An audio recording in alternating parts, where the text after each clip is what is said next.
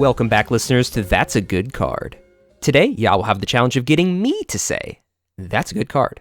While Ya will be doing the convincing, I'll be playing the devil's advocate.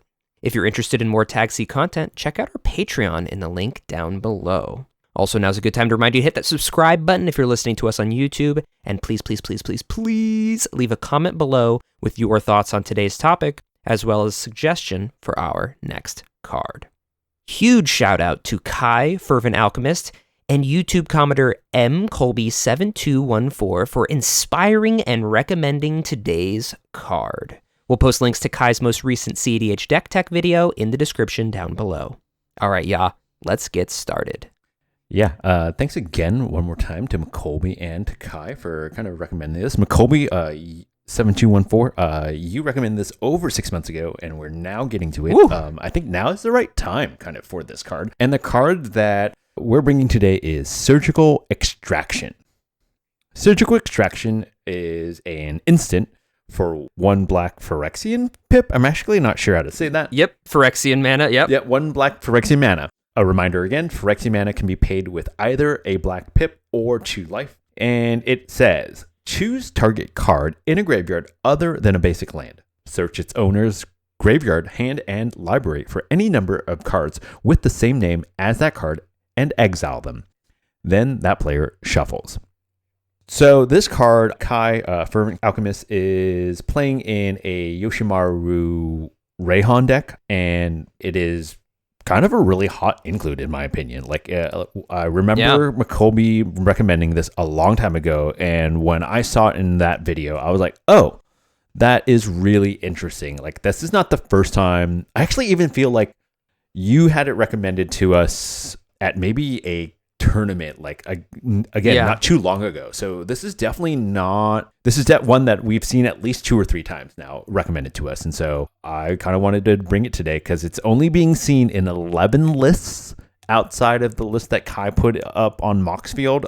And I'm not sure if he's gotten it into a tournament just yet. Yeah, did you know what some of the lists were from CEDH Analytics? You said there's 11 lists. Do you know the names of them off the top of your head? I'm assuming mono black lists. There are a couple mono black lists. I remember seeing a Crick list. I remember seeing the hard part is like they're just one-offs, and so I can't even say like they're in like a Tivit list. I saw it in a Tivit list, but I can't say that they're in Tivit lists, like multiple lists. Yeah, in multiple a singular Tivit list. You're not able to say, yeah. Right? Yeah, and what's great about this card is, like you said, multiple people have recommended this to us. It was on my document where I track things, and you're absolutely right. Someone did recommend this to me at a tournament, but I didn't get their name. But I was able to snag through our YouTube comments and go back and search and find the M. Colby recommendation. And then, when you originally brought this card up to me again a few days back, you had said that it was some spice that you had recently seen in one of Kai's videos. So I'm excited that we get to review this card because I know the people have been wanting us to review this card. So I used to run mono black back in the day. I ran Crick, a very different version of CEDH Crick than probably most people are used to. So Surgical Extraction has been on my radar for a bit. So I'm excited to talk about it today. I'm a little bittersweet with this one that I get to be the devil's advocate because I felt like for a while I was really high on this pet tech spice, but I'm kind of in a weird spot now where I definitely fell off from it. So maybe it's a good thing that I'm being the devil's advocate today, but regardless, I'm excited to have this conversation. Also, I did just look up some of the lists that we have this in, so I'll read those out here. Yes, please. So they are Armix Prosper, Krark Silas, Marchesa, Tivit, Moira and Tashar. I've never heard of that. It's a Orzhov deck. We should know it, considering we are the number one Orzhov CEDH podcast. Did I say I didn't know it? Of course I know it. I mean, just kidding. Yes, that is our jam. I actually think I played against the Moira deck at Fishbowl last year. In my first or second pod. I think there was a player on Moira. and I definitely played against them. Yes, 100%. I just looked back. I did play against this at Fishbowl, so that is a legitimate CEDH deck seen in a big wide range tournament. Okay, y'all, put some respect on Moira and Tashar. But those are some of the lists that we're seeing it in. None of them, like you said, have more than one author. Yeah, every single one of them. Like the Prosper is the same deck list 3 times by the same person. And the Marchesa is the same person 3 times as well. Yep. So the people who like it seem to really like it in different versions of the deck. So it's surviving through multiple iterations, which is kind of interesting. But anyway, let's get into this without further ado. Yeah, what are your positive points for Surgical Extraction? I think we've been having kind of a theme lately, or at least maybe I'm really aware of it. And the first thing that I think is actually really cool about this card is the Graveyard Hate. Instant speed, Graveyard Hate. You're waiting for them for that Hazel's Brewmaster to try to exile that card so that their food tokens can do their thing. It's a combo that I think we're seeing a lot more of. The Agathas is being seen a lot more of. You and I both are trying to cheat out our Abdel or our Word Gorger Dragon, right? And so I think being able to have a card like this that you can hate out that target is pretty interesting, right? I'll be honest, when I first heard about this card, I read this card and I was like, what the hell? Why are people recommending it, right? Like, because we don't care about, like, we don't play multiple copies of the same spell most of the time, unless you're on like Heir Apparent or CEDH, Persistent Petitioners, or like the Seven or Dwarves. CEDH. Yeah, CEDH Relentless Rats. Yeah, I think that was my initial reaction too, was when you first read this card, you're like, this is a singleton format. Right. That's very interesting that this would be powerful. But I think you're absolutely right. Something to note is we have a lot of Graveyard Hate in CEDH right now. I think more so than I've seen in a while.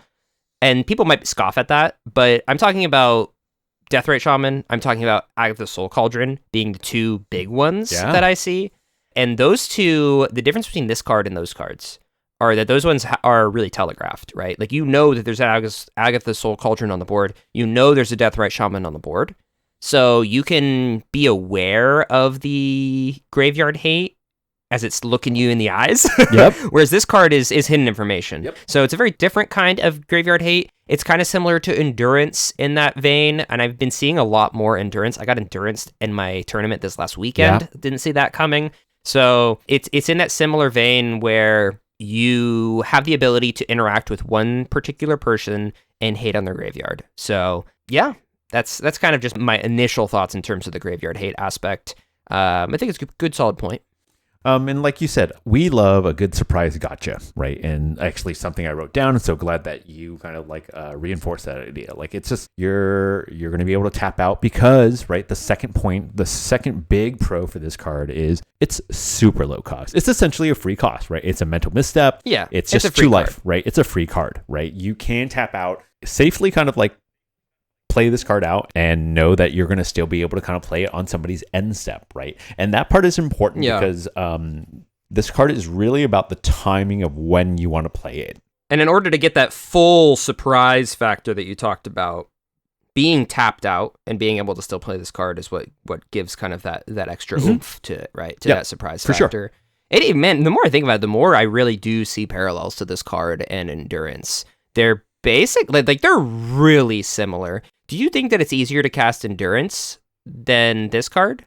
Or do you think it's the other way around? I think this one, right? Because Endurance requires you to exile a green card from your hand, right? Which, if you're in mono green, that's really safe. But like... of course. But there's a world, just like when you're sitting on a Force of Will or a Force of Negation... Is it? Yeah, Force of Negation. You sometimes don't have that blue card to exile away, right? Like, I've definitely been caught there where like, oh, I can save the game, but I didn't keep a second blue card in my hand, right? Or I don't have a second blue. I haven't drawn into a second blue spell to exile for my Force of Will. That, and you don't lose that extra card. Right. It's like, that's the other thing, is you're not doing 2 for 1 for this. You just kind of pay 2 life, and I mean, I threw you a layup on this one. I already knew the answer to the question before I did it, but I just Yeah. I just want to point that out for you, give you that point that you can say that this card is a lot easier to cast than evoking an endurance. But yeah, I think my last point is actually the most important point to me, is that in this mid-range meta, like, information is really, really important, right? As I look to try to go a little bit faster, right, with like decks like Rakdos or is it Pirates, knowing when you can jam is becoming really like the thing, right? Like, I know my deck, I know Rakdos can, once its engine gets going, it's going to be able to do its thing, but it's not going to necessarily be able to do its thing that well into Aristic and Esper, a Mystic Remora, and like Smothering Tithe, whatever else it is that you name it, like they have it. And so I think the really cool thing about this card, one of the points that I know Kai mentioned in his video that I think is really important, is that you can just kind of jam this into a person's like end step right before your turn.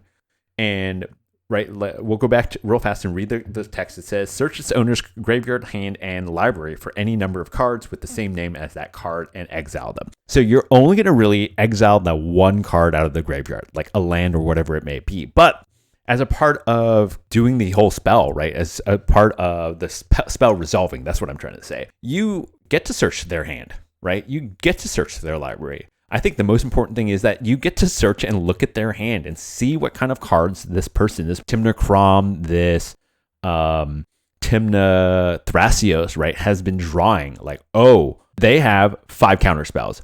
I'm not going to jam, right? And you don't have to say anything, right? They're not revealing. You can keep that information tucked aside for yourself, right? And now it's between you and that Timna, that the Ristic player, and like, you guys know, like, I know that you know that I know the truth, and I can reveal this information at any given time. I also know that I can't jam right now, or this is my shot, right? Like, hey, the other player's playing blue as well, but like, I know that you have nothing for me right now, so I need to be able to get through at least a few more iterations, and the coast is clear. And I think that part is like so interesting and cool to me. Yeah. It would be invaluable at times. Oh, yeah. I mean, I think this is a really strong point. What I'll do right now is kind of have a PSA for all the listeners out there. PSA. The more tournaments that I've been playing, and I've been playing a lot more than when we started this podcast, that's for sure. The more I've been really hounding myself to take notes during the game. You are allowed on your notepad to write down the names of the cards that you're seeing in your opponent's hand when they're revealed to you, and keep that information personal to yourself, private to yourself. I've been really pushing myself to do this more, as well as count free counterspells that have been used and take notes of the free counterspells that are in graveyards. I think that this is kind of what separates, good players from great players. What I've noticed is a lot of the really great players in my meta, in my local region, they take copious notes. They're very well aware of what information they have been shown and what information they haven't been shown. And I think it's just a good time to talk about that. Like, if you're casting surgical extraction on someone, you should write down every single card in their hand, including the ones that you think don't matter, right? Let's say there's a Wooded Foothills in their hand, and 6 turns later, the person says 1 card in hand, and you have in your notes that they have not played their Wooded Foothills whatsoever, and they haven't shuffled their hand. So the card that's in their hand. You're able to know, like, hey, they may have 4 mana up, but I know they have a Wooded Foothills in their hand. It's time for me to jam, So this is just a PSA. Please start taking notes, especially in a tournament setting. Obviously, don't take forever taking these notes, but at the same time, it's been super relevant for me. I've been playing against a lot of Atraxa recently, and I've been also writing down the cards, not only the ones that are going to hand, but writing down the cards that are going to the bottom, because you know that they don't have access to those until they shuffle. Right. So if you know that they're putting things down, you know where they are. You just have to take an extra note and say, like, this is at the bottom of their library. Right. And know whether or not you have the interaction for that, because it's super relevant. I know I've seen counterspells kept in Swords to Plowshares binned before, or not binned, but put to the bottom before from Atraxas, and that's like a super important note to know, is to know, hey, I know this deck probably only runs 2 to 3 pieces of spot removal, and one of them is at the bottom of their library. So just a PSA for all those. I know I just went on a really long tangent talking about taking notes in a tournament setting, but but this card is like one of those cards where like if you're running this card, you better be taking notes. I agree. Like you better write down every single damn card that you see in there. And even when you're looking through their library, you should have a general understanding, like don't get the judge called on you, but look through their library. Like know what lines they're going for. You know, you can even let the table know if you'd like and say, hey, you know, this is a blue deck that I'm looking through. I don't see Thassa's Oracle in this graveyard. Oh, yeah. Well, I guess you can see look through their hand. Be like, well. hey, there's that. Yeah, I was going to say, I was like, oh, yeah. Well, in the circumstances, I guess that's more of my thought process is like I've been oppoing people a lot lately. And like when you look through their hand and you look through their library, it's really interesting to just kind of be like, oh, this is the information I see. Also, this, like, I don't have to tell you what I'm telling you, but I'm telling you, other people at the table. Yep. So anyway, I will leave this tangent, but I think that it's a really important point that you made where in the mid-range specific meta that we're in, information is king. Snaps to that. I 100,000% million agree with you. And then my last small point here is that the fringe point. The fringe point, as Kyle likes to dub it, is that it's not nothing. That's my new thing that I love from us. It's not nothing. It's not nothing. That you can also, at instant speed, wreck somebody's top deck, a tutor, right? So, yeah, like somebody, this person has now fired off 2 tutors, right? Like we've all been in that position. This person has just gotten away with like a wish claw and then a demonic tutor, and now all of a sudden they're casting their vampiric tutor, right? It's like being able to disrupt that and go, cool, you let that resolve. Like we go back to the end step, which is probably when they cast it. Now that priority is being passed again, you can surgical extraction that person. Look at their hand if you want. You're going to get to look at their hand, and then because you're going to look through their library and search through their library for a second copy that you're going to fail to find. They still have to shuffle, right? And now they're going to shuffle away that card that they tutored for, and it kind of sucks that you would have to do that. But I would say that in a world where people have to noxious revival something to go on top of a deck anyways, sure. Right? Like it's where the game can be, and it is a pretty interesting facet of this card that I think is not something we get to do a lot, right? To somebody else's library, right? Like to make them shuffle away the card that they just tutored for. Yeah, and I think when you initially brought this card to me, I thought this was going to be one of your main points, to be honest. There's so many top deck tutors in the format. There's obviously 2 staples in Imperial Seal and Vampiric Tutor, but there's also like Mystical Tutor, Enlightened Tutor, Worldly Tutor. Like all of those are staples. Yeah. So I thought that would be one of your major points for the card, to be honest. I definitely think that it's not necessarily a fringe point. I think that's like one of the most powerful aspects of this card is the ability to do that. As somebody who's played Grinding Station very frequently throughout many Jund Breach lines, it's not nothing. People, even the telegraphed Grinding Station out on my field, like people still top deck tutor into that, and I Grinding Station, sack something, make them mill away their wonderful piece. I'm still waiting for the day that somebody actually big brains me and puts something that they want binned on the top. Yeah. But most of the time you make a read on the person and you're like, is this person capable of making that move? Probably not, but it is what it is, you kind of have to make a judgment there. That's like some poker strategy where you have to look at them and be like, I don't know if this person is big brain enough to do that, or if they just don't know what Grinding Station does. So that's a piloting decision there. But yeah, I think that's a pretty solid point. But yeah, those are my positives on why I think this should be in the main deck. Let's move over to talk about some of the downsides. What do we have, Kyle?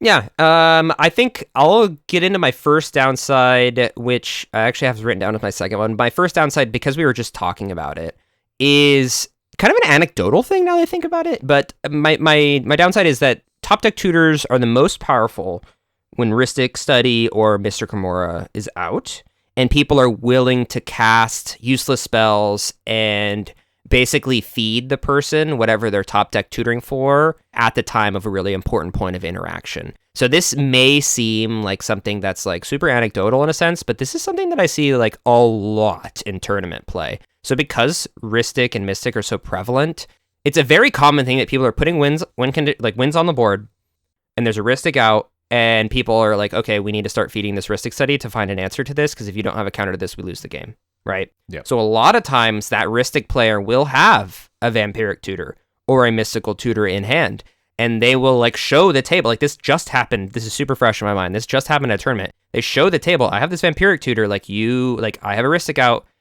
If you trigger my Rhystic study, I can respond and get a counter spell. Like I promise you, I will get Force of Will here. And the person goes, okay, yeah, and and does the thing.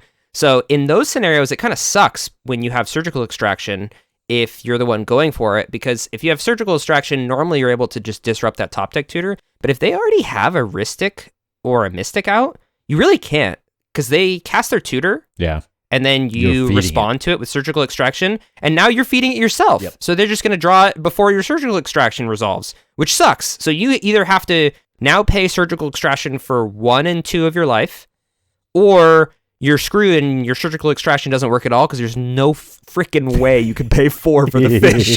So it kind of sucks in that sense, where when the top deck tutor is most powerful, when you need it most, your hero Surgical Extraction is not there for you.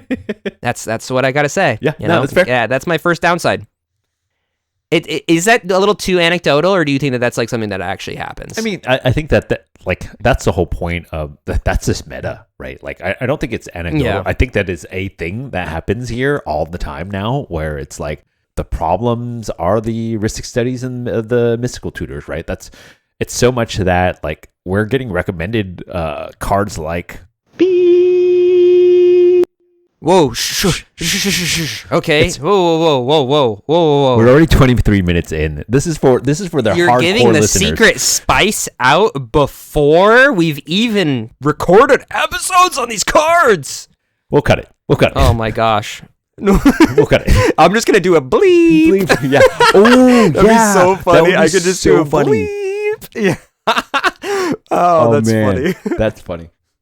But I mean, thank you for the validation. I do think that in this meta, that's not like it's not an uncommon thing to happen. Cool. Get into my second point. My second point is it's that it only affects one person, and I really am. It sucks when you have to play a card that only affects one person. And sure, like the counter argument to that is like, well, when you play spot removal, that's what happens. But with an effect like this, it's not as potent overall. And it kind of reminds me of something like a Thoughtseize or a Duress. It's something that is like synonymous for being powerful in a 2v2 format, where those cards used to be, I mean, back in the day, I haven't played 2v2 formats, or not 2v2, 1v1 formats. I know, right?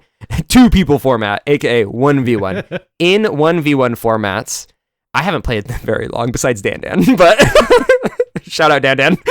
But besides that, I really haven't played it in a while. But back in the day, Thoughtseize used to be like the card. Like that card was so freaking good. So it kind of reminds me of that in a sense, where like we don't see Thoughtseize, we don't see Duress in CEDH very often at all. Besides maybe like a fringe mono black Tiny Bones trying to get everyone Hellbent deck, which I may or may not have a friend who's doing that. Yeah. So shout out Tiny Bones. But besides that, you really don't see those cards. So in my head, I'm like, well, if you don't see those cards, maybe there's a reason you don't see this card.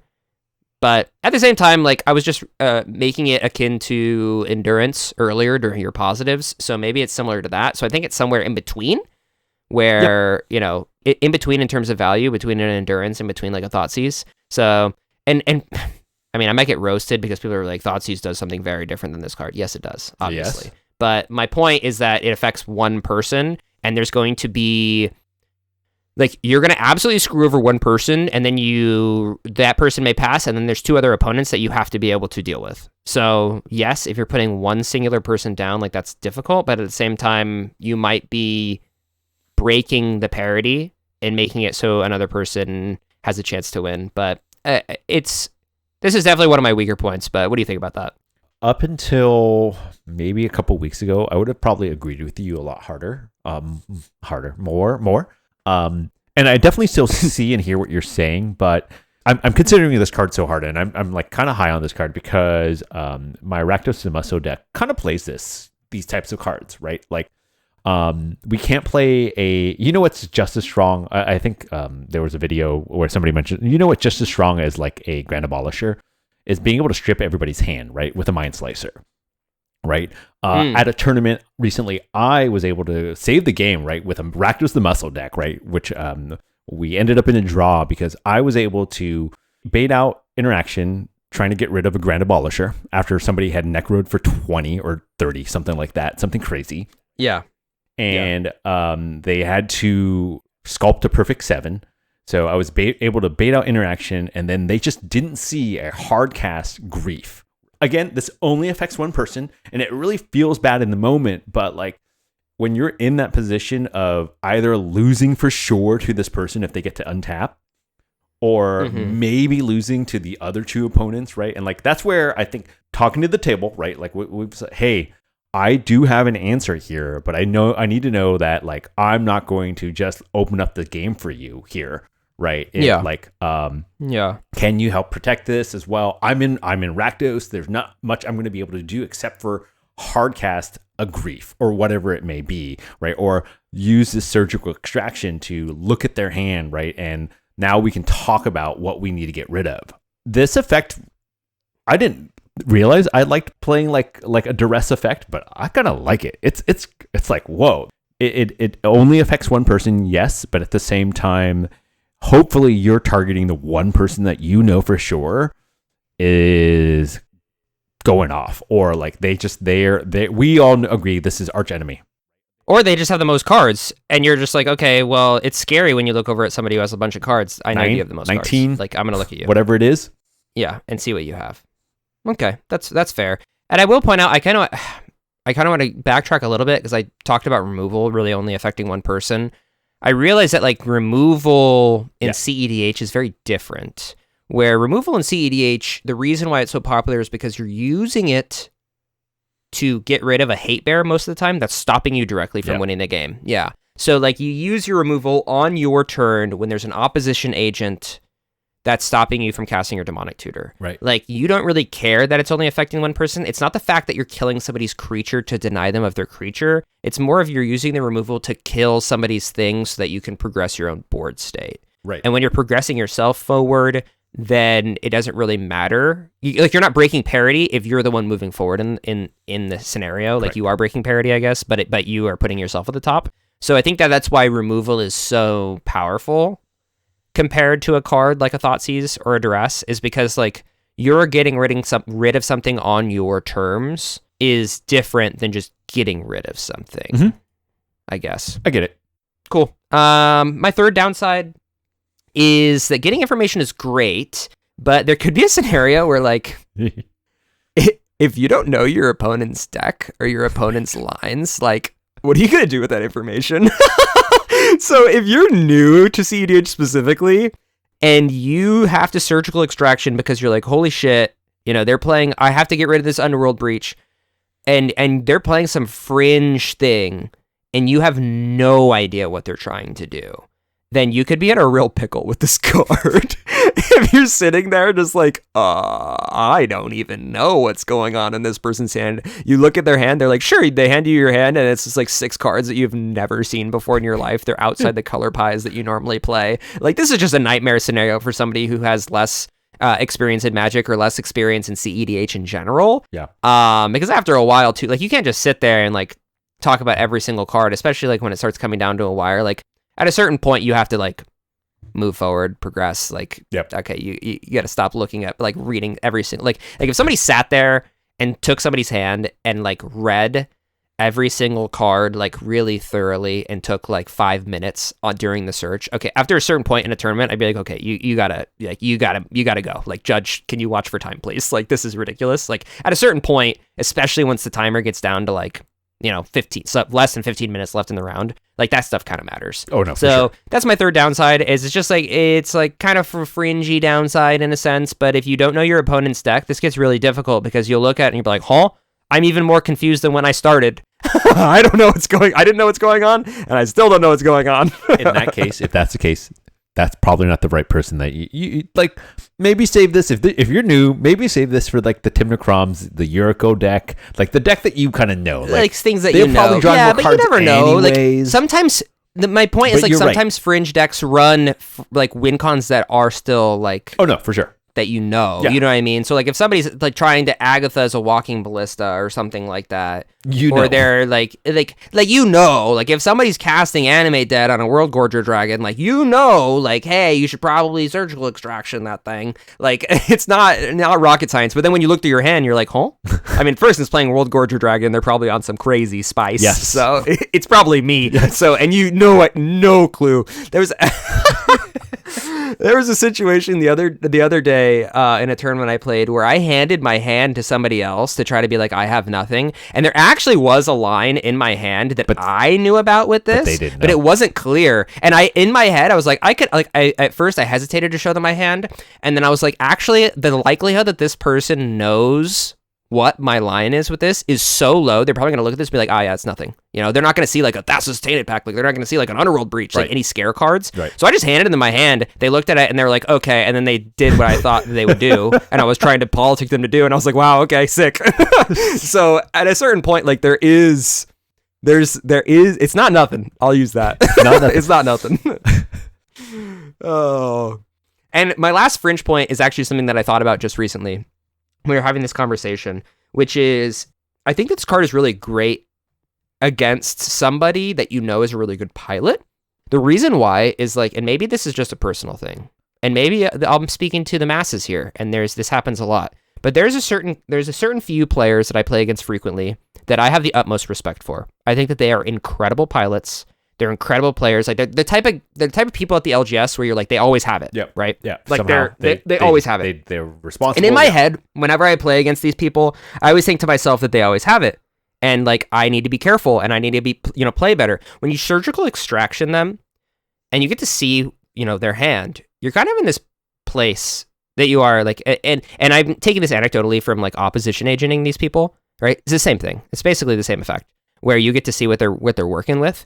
And it kind of breaks down that barrier for me. Like when I opposition agent someone that I know is a really strong player and I get to see their hand, like that like mental block in my head of like they always have it goes away. Cause I'm like, you're still just a person playing Magic and like you're not this unstoppable force when I know everything that you actually have. So maybe that's not an experience that a lot of people have, but in my head, I definitely create like a boogeyman kind of thing, right? When I play against, for sure. I create a narrative in my head when I'm playing against someone that I know is a really strong pilot. And if you're able to do that, it might give you the confidence that you need to close out a game against them. So that's my last fringe point.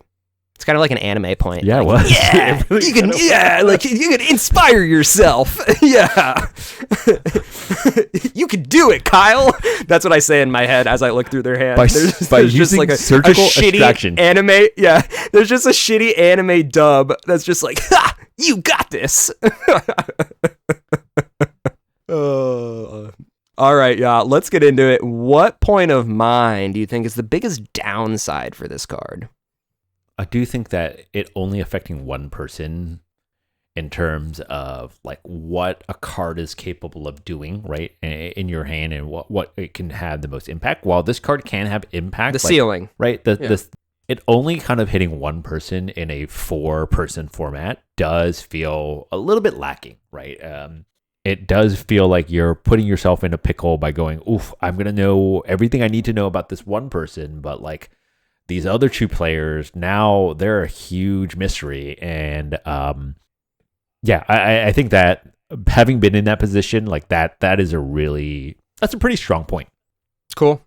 Kyle, what point do you think best supports for why you think this could be good in the 99 or 98? I think it's just your last point, information is king.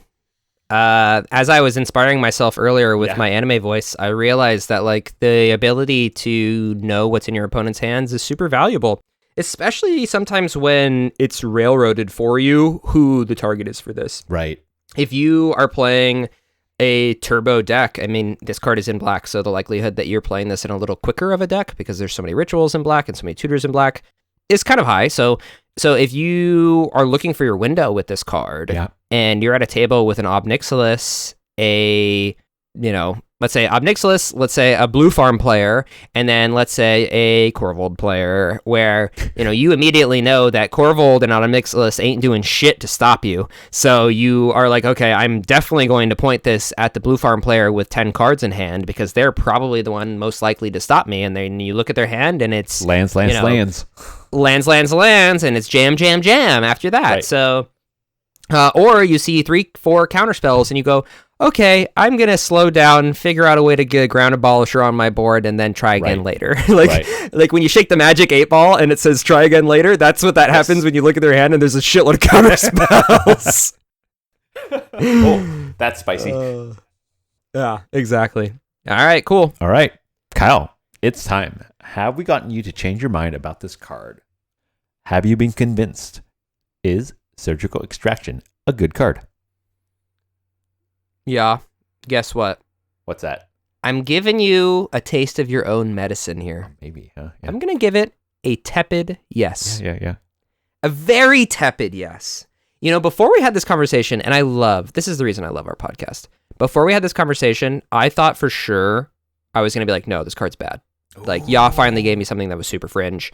Like, F this card. This card is good, very fringe, by the way. Like, it's very fringe. Yeah, I know it is very fringe. There's only 11 occurrences. But here's the thing. Like, as we had this conversation, I think that I discounted how important it is to get that information and how important it is to look at somebody's hand for no mana. Right. Even going into your turn. Oh, so strong. Like, you're like, hey, this is my turn 4. This is when I'm, ready to start spinning my wheels.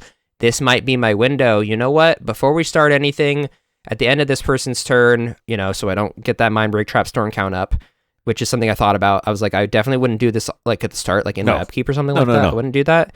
I would do this going into my turn, like on the end step of the last player, right?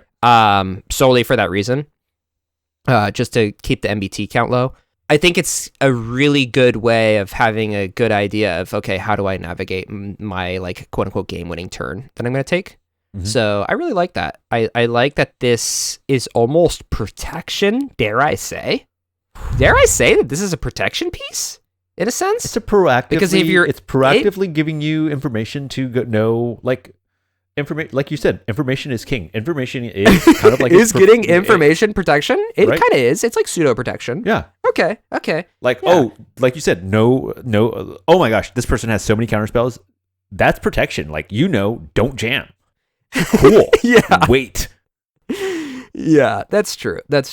And maybe you should already, it's the reason I said tepid, and I'm not a full yes on this, is because like at the same time, I think that there is an intuition, no pun intended. There's an intuition that good players can have when they know when the person has interaction and when the person doesn't, right? Yep. So if you have good enough sense of when there's interaction and what you're looking for in the deck, like if you have everybody's deck list memorized, like what everybody's running, if you have a really good sense of where interaction is, I guess you don't need this card, but you have to be like super good at the game for that to be the case. So that, or you're gonna be playing against people with really bad poker faces. But yeah, that's definitely your strongest point. I think that I'll give it a tepid yes. Surgical Extraction, that's a good card. We take those. That's how I. Yeah, that's how totally I say my tepid. I was like, how do I say that's a good card with a tepidness? That's because I don't want to get it mixed up with that's a good card ? Because that's our closing segment. Which, stick around, listeners. It's coming. But yeah, that's a good-ish card. Goodish card. Goodish card is goodish card. Yeah, that's our next t-shirt. That's a goodish card. It's a goodish card. For a card that has, here's what I'll say. The fact that there's only 11 occurrences is shocking to me. Because some of the shit we bring to this list, to this podcast, has like at least 100. So 11 occurrences was staggeringly low for how powerful this card could be. So, I'm interested. I am tepidly interested in this card. And maybe I'll test it out. We'll see. Well, I happen to have a copy of it. I have been. It's classic. You slot in a brand new card. You're so excited for it. I've played like 3 or 4 games. I have seen this card 0 times. Not even like not even in a mulligan. Not even in a mulligan. Not even in a mulligan. You're like, this card doesn't exist. Not even in like a no lands mulligan. Like, oh, I wish I could play this, but yeah. I hate that feeling. The other day, I had to look through my deck to make sure Soul Ring was still in my deck because I hadn't seen that shit in forever. I was like, did somebody take Soul Ring out of my deck? No, it's still there. It just doesn't want to show up. I just had to look at it. Yeah, exactly. All right. Well, that was a good conversation. Thank you so much again to Kai as well as mcolby7214 for suggesting the card and Kai for inspiring us for this card. Yeah, for sure. So thank you so much. Thank you very much. It is time for That's a Good Card ? Which is our favorite closing segment. Listeners, if you haven't played this game with us before, we like to end the podcast with a fun little game where will be providing the name of an obscure Magic card to myself as well as you, the listener, and it's going to be our job to guess everything about this card. Color, type, cost, art, flavor text, everything about the card, and we'll have a fun time doing it. And check out the screen as well, because I will be posting the wonderful artwork that I am dreaming up in my head once gives me the name of this card that I wonderfully paint in Microsoft Paint. I am the Picasso. He's a wizard. Picasso. CEDH. Yeah.